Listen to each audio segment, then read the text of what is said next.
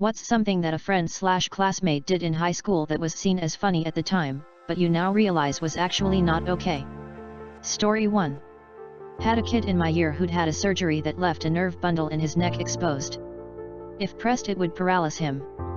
From memory it was for spina bifida, and for some ungodly reason he told everyone. Certain boys took great pleasure in going downstairs behind him and pressing it, which completely paralyzed him for a few seconds and he'd fall like a brick. Usually onto whoever was in front of him. So dangerous. There were a fair few teeth knocked out because of this, his and other people's. It happened so much that in his third year the school installed an elevator and you had to have a special key to use it. He got the only permanent issue key at that time. Kids are assholes. Story 2.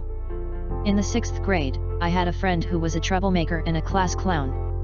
I've always hated going to my math class because my teacher was a cranky old lady who'd yell at you for the smallest things. Me being an 11-year-old, I actually had the worst anxiety just knowing I could be the next person yelled at in front of the class.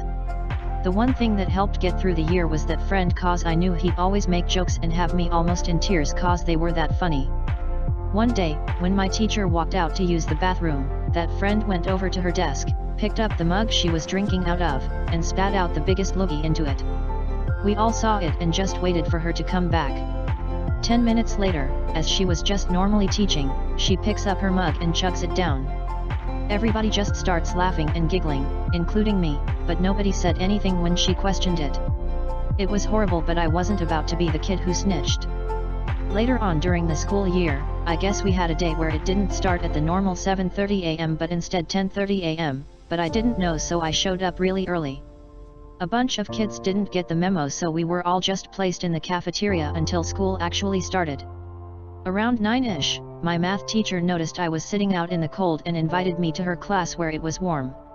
When I got there, she let me work on my missed homework and even let me eat breakfast in her class. She asked me about home life, school life, if I had any friends, etc. She made me feel welcome.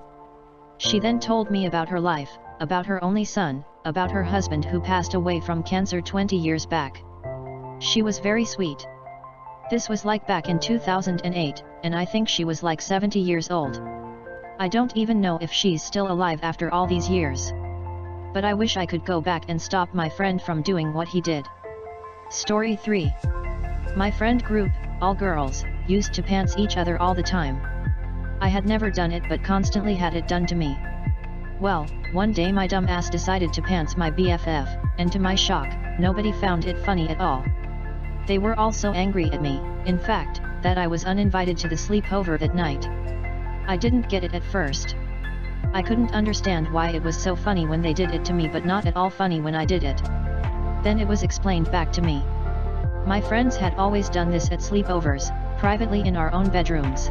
Still not okay, but arguably a very different situation from what I had done. My dumb ass thought the perfect moment to try out pantsing was at a crowded football game.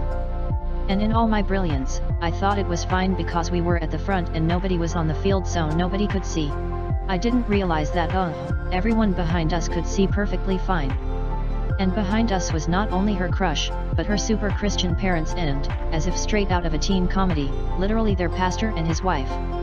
And to make the entire situation worse, my BFF had a condition that caused her to have extremely heavy periods. She bled through and soaked her underwear, so she threw them in the trash. Her parents wouldn't let her wear tampons because nothing was more important than her virginity, but since she now didn't have underwear, a friend gave her a tampon. Her parents obviously saw everything and realized she was using a tampon, and she then had to endure months of talks from the pastor's wife about the virtue of a woman. No need to reprimand me here.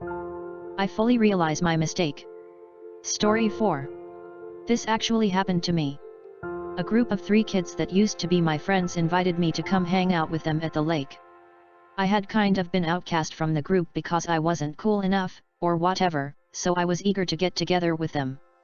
When I got there, they had apparently stolen all of my school books out of my locker and threw them all in the lake right in front of me. They laughed hysterically and just left without saying a word.